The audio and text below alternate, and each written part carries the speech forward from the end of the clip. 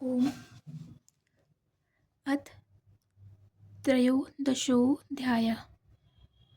श्री भगवान बोले, हे अर्जुन, इस शरीर क्षेत्र इस नाम से कहा जाता है और इसको जो जानता है उसको क्षेत्रज्ञ इस नाम से उनके तत्व को जानने वाले ज्ञानीजन कहते हैं।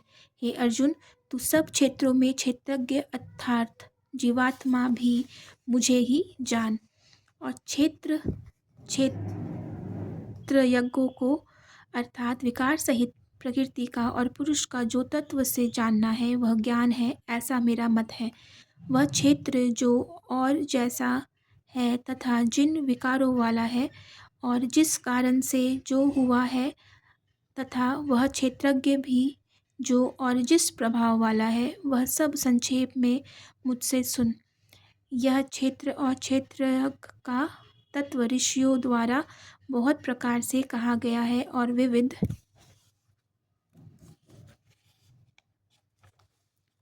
वेद मंत्रों द्वारा भी विभाग पूर्वक कहा गया है तथा भली भांति निश्चय किए हुए युक्ति युक्त ब्रह्म सूत्र के पदों पदों द्वारा भी कहा गया है।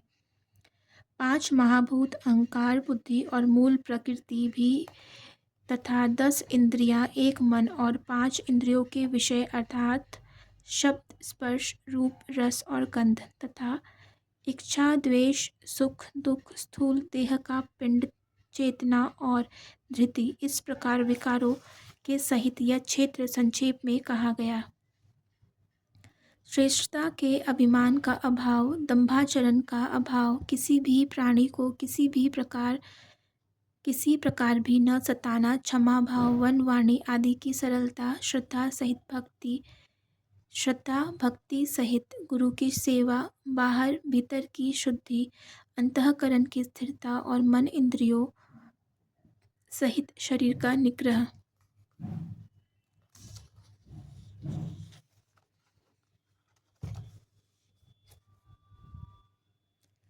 इस लोक और परलोक के संपूर्ण भोगों में आसक्ति का अभाव, अहंकार का भी अभाव, जन्म मृत्यु जरा और रोग आदि में दुख और दोषों का बार बार विचार करना, पुत्र स्त्री घर और धन आदि में आसक्ति का अभाव, ममता का न होना और प्रिय और अति प्रिय की प्राप्ति में सदा ही चित्त का सम रहना, मुझे परमेश्वर में अनन्य योग के द्वारा अव्यभिचारिणी भक्ति तथा एकांत और शुद्ध देश में रहने का स्वभाव और विषयुक्त मनुष्यों के समुदाय में प्रेम का न होना,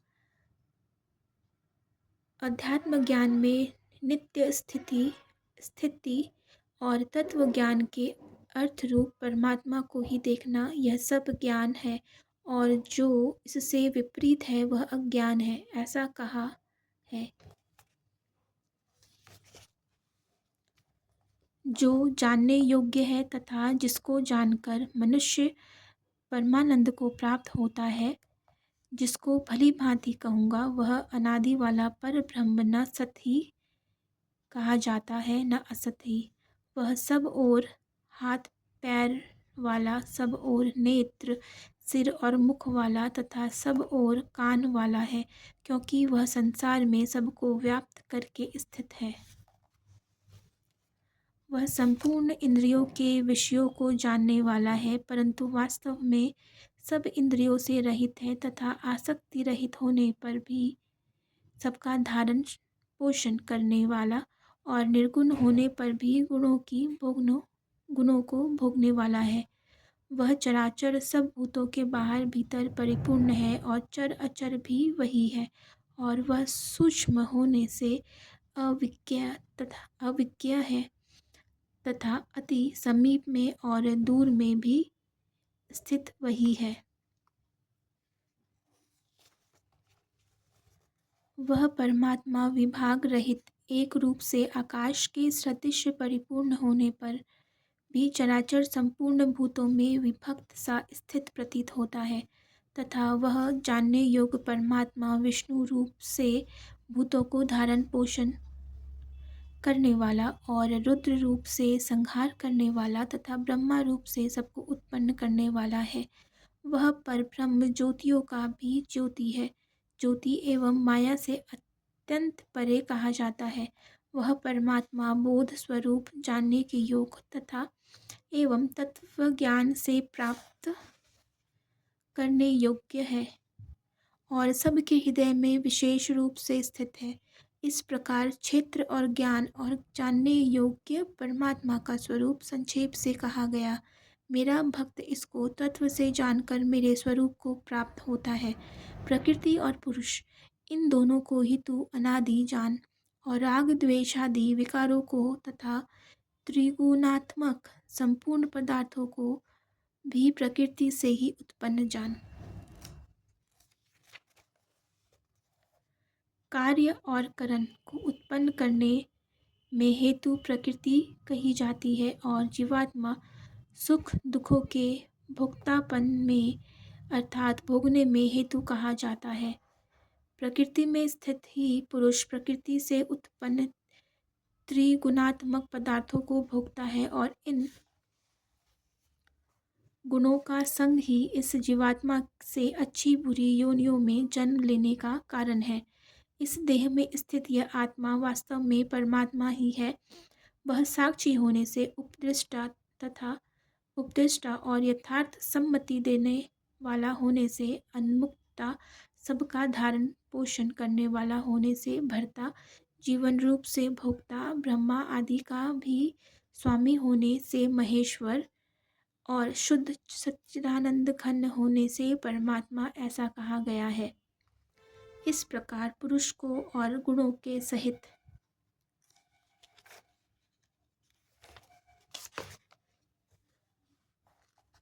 प्रकृति को जो मनुष्य तत्व से जानता है वह सब प्रकार से कर्तव्य कर्म करता हुआ भी फिर नहीं जन्मता।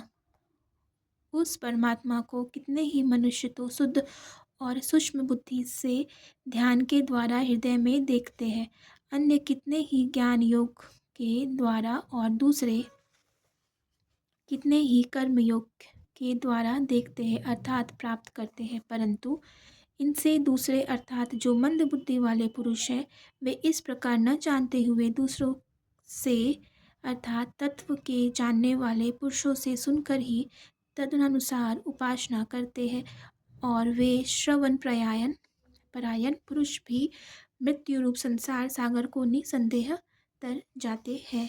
हे अर्जुन,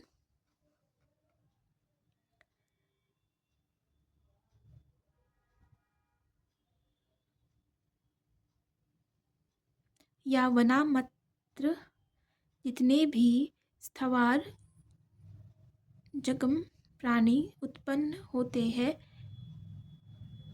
उन सबको तू क्षेत्र और क्षेत्र के संयोग से ही उत्पन्न जान। जो पुरुष नष्ट होते हुए सब चराचर भूतों में परमेश्वर को नाश रहित और संभाव से स्थित देखता है वही यथार्थ देखता है, क्योंकि जो पुरुष सब में संभाव से स्थित परमेश्वर को समान देखता हुआ अपने द्वारा अपने को नष्ट नहीं करता, इससे वह परम गति को प्राप्त होता है। और जो पुरुष संपूर्ण कर्मों को सब प्रकार से प्रकृति के द्वारा ही किए जाते हुए देखता है और आत्मा को अकर्ता देखता है वही यथार्थ देखता है।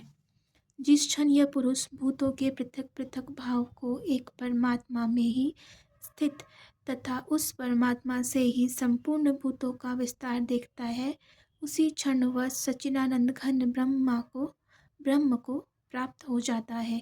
हे अर्जुन, अनादि होने से और निर्गुण होने से यह अविनाशी परमात्मा शरीर में स्थित होने पर भी वास्तव में न तो कुछ करता है और न लिप्त ही होता है।